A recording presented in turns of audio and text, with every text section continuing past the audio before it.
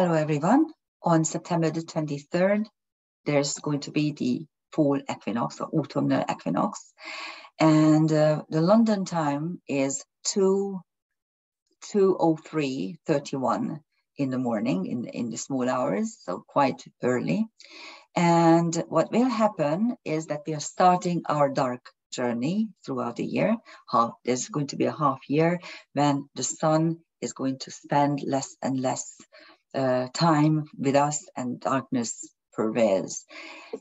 This used to be a time when people turned inward, when peasants didn't work in the fields, but they went in and started to repair their tools.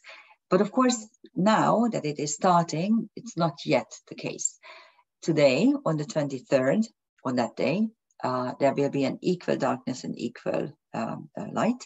And from that on, the sun will travel on the southern hemisphere, and up till the winter solstice, darkness becomes longer and longer. You might experience what is typical now at the moment, that the daylight becomes less and less, and quite dramatically. So if you take a look from one day to the next, you will notice that darkness is somehow gathering. Now, it's because the sun is on the celestial equator, and it is traveling towards the southernmost point when it's turning back. And it's exactly what's happening to you when you're driving on the motorway, and then there's a nice straight passage, then you can zoom in, but when you want to turn, you need to slow down. So by the autumn, by the end of this 3 months, by the solstice, you will notice that it will take at least 10 days, maybe 15 days, before you can actually glean that, yeah, maybe the days become a little bit longer, but now they become much, much darker in the next couple of days and weeks. Let's take a look at the chart for the London equinox, or the equinox in London. And as I said, it's 2:03:31. That's the exact minute when the sun is at 0 degrees Libra, so the sun's ingress, Libra ingress. And of course, it immediately becomes aligned with the supergalactic center. That itself is only interesting because in our era it is happening, but about 70 years later, the sun and the supergalactic center will have more than 2 degrees of an orb, and then it's going to move out. So it's for our era, and the supergalactic center in transcendental karmic astrology describes one of the key celestial areas, and it describes the nothing is ever enough energy pattern. And what's interesting is that Mercury is there. It's at 0 degrees 31 retrograde. And so on that day, it will go back retrograde, back to Virgo. So this is not a Cazimi conjunction, because the discrepancy, that the orb is half a degree. So it's actually what normal traditional astrology calls a combust. And that would be interesting to look at the roots of why it is a combust. Of course, because the sun is completely blocking out Mercury. But if you go back to the original concept, the Babylonians thought that it simply means that this particular planet goes down to the underworld and reunites with someone or learns something. So they actually emphasize the instinctual nature of such a planet, especially Mercury. What else do we have here? The Liliths are quite prominent in this chart. The asteroid Lilith is loosely conjunct the moon, which is conjunct Ceres. So for the next 3 months, the home, your family, your nation, Europe as such, or the world as such, I mean the globe as such, will be very prominently in your thoughts. And opposite them, you have the Saturn Vesta conjunction, which is at the moment a separating conjunction because Vesta is faster moving than Saturn. But this usually denotes some sort of oath or promise. And I could go on describing what these are, but at the moment we are not going to focus on this too much. What is more interesting perhaps is that this chart contains a lot of retrograde planets. Out of the personal planets, it's only Mercury, but look at this. Jupiter, Saturn, Uranus, Chiron, Neptune, and Pluto are all retrograde. Which means that there's a lot of looking back, looking inside, a lot of soul searching, a lot of slowing down, returning to the origins, returning to the ideas that are there hidden in us. And this is what we should do, actually. The Juno-Astrea conjunction is still very tight. These two asteroids have been traveling together for quite a while, and they will be traveling together. Of course, both have an approximate 4-year orbit, which means that once two asteroids are getting together, and if they turn retrograde or direct almost or roughly the same time, they will travel for months at the same position. So that's still there. And there used to be a midpoint structure a couple of weeks ago involving Aries, Jupiter, and Chiron at its apex point. And now Chiron and Jupiter have been separating. And all of a sudden, you have the Chiron-Neptune-Jupiter midpoint structure.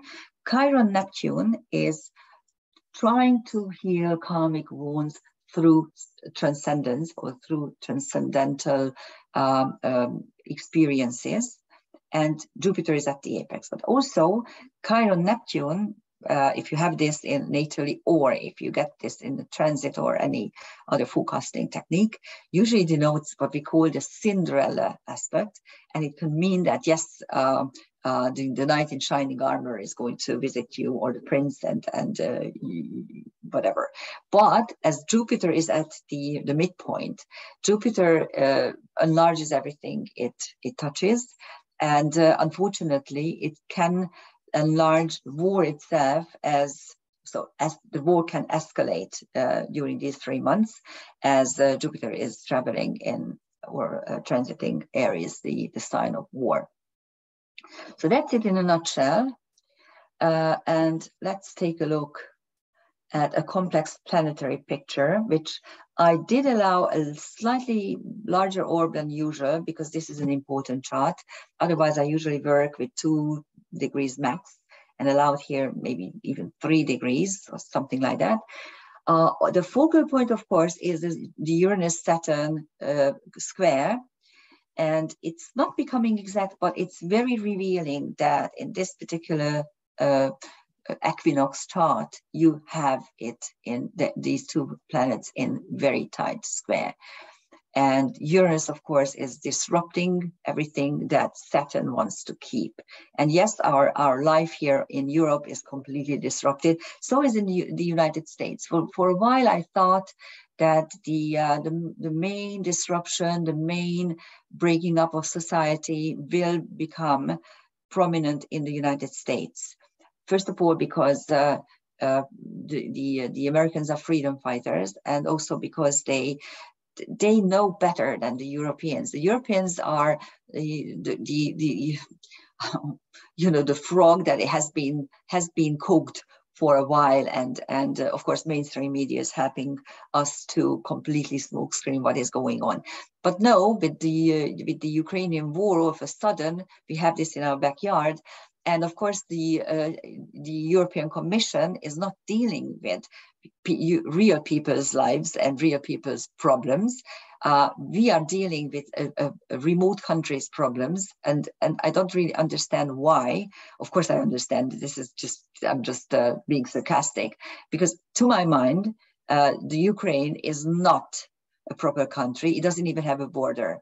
Look it up and see for yourself. It never defined its borders after it got back its freedom. But also, it's not a European country. It's not a country of the EU, why do we need to sacrifice our life? This is bullshit, of course, and we know it's bullshit, but it's happening. It's really disrupting us. And of course, there should be a fixed square, but it doesn't close because the Hygeia dark moon Lilith portion is not squaring it. It's separating. It's doubly separating, and it's too wide, so we don't have a proper fixed ground cross. We do have the asteroid Lilith, which is revolt against injustice, and the whole thing is kind of dissolved by Venus. Venus is really trying very hard to dissolve it. Of course, Lilith is making a trine to the London midheaven, but this is only in London. And Venus is also trining Uranus. So there's this nice little potential that maybe we will be able to come out of this mess. Just to go back, I forgot to mention that the Sun-Mercury conjunction is in the 3rd house. So for London, it's going to be something in the neighborhood. The next 3 months will be how you deal with your immediate environment, and the press, and of course learning or education are also going to be important. And so that's practically it. Let's take a look at what the transcendental celestial objects are adding to the picture. On Venus, you have Eros and Denebola. Eros is creation through physical desire, one of the strongest creative forces. And Denebola, which is Beta Leo, is quite a bright star 2.2, but it's a beta star. And you might remember, I mentioned this many, many times, that within a constellation, all constellations have some main theme. Leo is about reign and sovereignty and power. And the alpha star is always the main manifestation of the theme. And the beta star is some sort of shadow energy of the same theme. Now, Denebola is located in the tail of the celestial lion, and it describes instinctual reign, instinctual sovereignty. It happens when you are not the main heir, you have not been prepared for kingship or for rulership, but all of a sudden you are placed in there, and you need to do it. So that's Venus. On Saturn, you have Helio, a sun energy, one of the sun gods. On the London chart, midheaven, you have Arthur, the Night King, and Gaia, Mother Earth. This is what they want us to believe, that we are championing for Gaia, and that's why we are ruining our own lives. And I didn't put in here Uranus because I saw many times mentioned already that Uranus is conjunct Imhotep, the polymath, the Egyptian polymath. On Lilith, you have Dione. Dione was the first wife of Zeus, when Zeus was brought up by Capella, a nymph. And he was completely unaware that he is actually a god. And he falls in love very, very young. He falls in love with Dione and actually marries her, consumes the marriage, let's put it this way. And it represents young and young love, young, innocent love, something like the Romeo and Juliet story. This is on Lilith, which is revolt against injustice. We'll see. And then on the dark moon, you have Deucalion. Deucalion was Prometheus's son, and he was the sole survivor of Zeus's wrath when he put a flood on mankind and destroys mankind altogether. And Deucalion denotes a karmic issue where you have been chosen for a task and you are the sole survivor of something. And of course, there's Agina or Argina. I never know how to pronounce this. Anyhow, if you can tell me, just write to me whether it's Agina or Agina. We call it Agina, of course, in Hungarian. This is Beta Centaur. The Centaur constellation is about healing karmic wounds, especially Chironian wounds. And Agina is the beta star, and it represents very deep and painful life lessons but actually healing through even deeper life lessons or more painful life lessons. So those are the transcendental celestial objects of these complex planetary picture. There's also dissolved opposition with the nodal axis. The Juno-Astrea conjunction is still very tight, as I said. They are retrograding. Actually, Astrea is still in this big picture, but as you can see, the semi-sextile to Chiron is not closing because the orb is too wide. It's more than 2 degrees.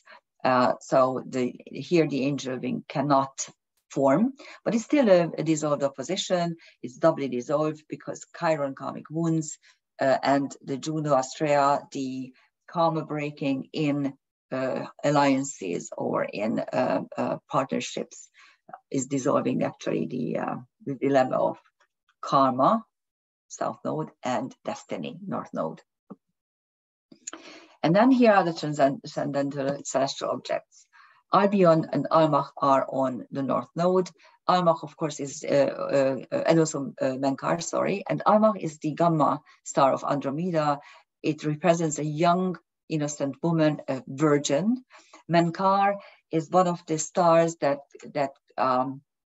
rule over hiatus on the zodiac, on the ecliptic, because there is a liminal space, a hiatus between Aries and Taurus. And in this case, the constellations above or below are taking over.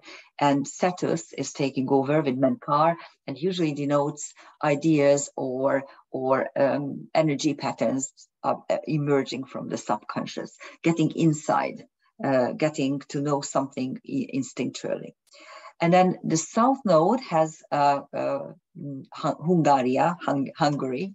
I was laughing at this because if you look around, probably Hungary is the only country within the EU who has a leader who knows what he wants. And of course, we are 70% behind him. There's a very loud minority, usually within Budapest. So the Budapest liberals are very loud. They are backed up by the globalists in the world, globalists, usually Americans, but also within the EU, and they are loud and screaming, but the majority of Hungarians understand what's going on, and we don't want to be part of this globalized, unified, great reset, and we are fighting through our teeth. What is really interesting is that if in Hungary, there's a long tradition to own your house, to build your house, especially in the country. There is a word when two young people get married, we say they become házas, which means they will own a house. And that's exactly what's happening when they get together, when they marry. Then two things can happen. If the parents are well-to-do, then they buy a new house for the couple. If they're not so well-to-do, then they simply build another unit to the parental house. And but still they have their own place, their own unit, their own condo, whatever you use, whatever word you use, their own base. And so we understand very much what it means to own a home. This is not the case in the United States, or especially not in the leading countries in Europe, for instance, in Germany, where people rent their homes. It's not really a home, it's a rental, okay? And whatever the owner does, okay, the true owner, they can kick you out in 2 seconds and you can find yourself in the streets. But in Hungary, we know what owning something means. So this whole idiocy of the Great Reset, and Klaus Schwab, when he says that by 2030, you will own nothing and you will be happy. Okay, and only radical young people believe that this is true, young communists. No, this is not going to happen. Probably because there will be at least one country who will stand against it. At least I'm hoping so. Anyhow, on Chiron you have things, ancient knowledge, secrets, and Alpheratz, the alpha star of Andromeda, which is one of the stars. First of all, it denotes freedom, the energy of freedom, but it's also one of the main healing stars for suicide victims.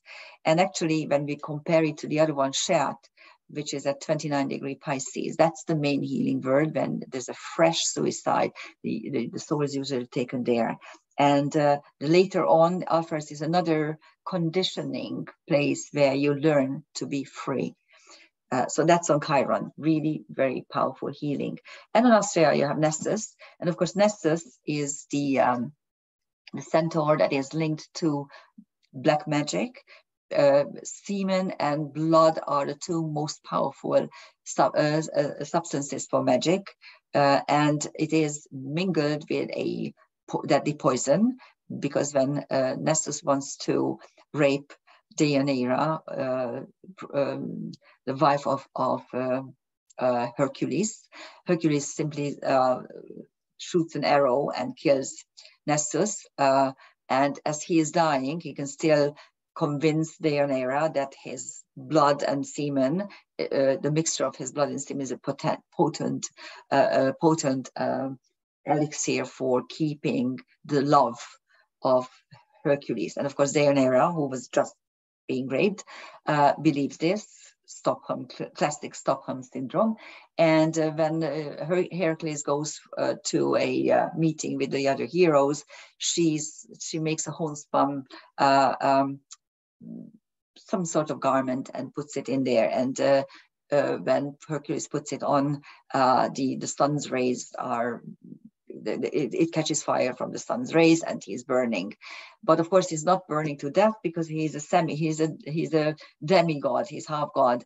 But still there's a miracle, because his old arch enemy, Hera, somehow forgives him and elevates him up to the Mount Olympus. So there's healing, there's magic, black magic and healing linked to Astrea here with Nessus. And then we do have an angel link, after all, involving Uranus and Black Moon Lilith. So, and of course, at the apex is Mars. Black Moon Lilith is the third turning point in the Lilith myths, when Lilith goes back to the Garden of Eden and teaches Eve how to survive, how to learn who she is. And this is the returning goddess energy, which requires honor and stamina and endurance and knowledge, and also clairvoyance. And Uranus, of course, is change and revolution and upheavals and chaos. And at the apex, you have Mars. And Mars, of course, is fighting, the fighting spirit, the fighting energy. Mars-Uranus aspects in karmic astrology denote free will. And Mars, Black Moon Lilith, is about how you can actually fight. Lilith, in this instance, has a sword. So she finally has a sword, how to fight. And if you look at the transcendental celestial objects of Imhotep on Uranus, is the polymath who knows everything, knows how to heal, knows how to build. On Black Moon Lilith, you have Eheclus and Vasat. Eheclus is a centaur where truth and reality are clashing. When my truth, my inner truth, clashes with the outer reality, and also how you can actually survive under such circumstances when you know something and the outer world doesn't want to accept it. And Vasat is the star where the celestial twins are linked at their elbows. And so Vasat is a world where we learn to make decisions, where we learn to make distinctions. And then on Mars, you have Rigel, which is, I think, the gamma star of maybe the beta. I always mix this up, I'm sorry. Anyhow, it's a bright star in the constellation Orion. It's the foot of Orion and also the foot of the Pharaoh. And it denotes protection and education. So we learn how to fight and we learn how to protect ourselves. So that's the equinox chart for London. Happy equinox. Be strong for the dark winter. Be strong for this dark half of the year. And I hope that the darkness will not consume us, and we will somehow survive this very dark winter and very ugly circumstances that the leaders of the world put us in. Maybe we should learn how to fight against them. Thank you for listening. Happy Equinox. Thank you. Bye-bye.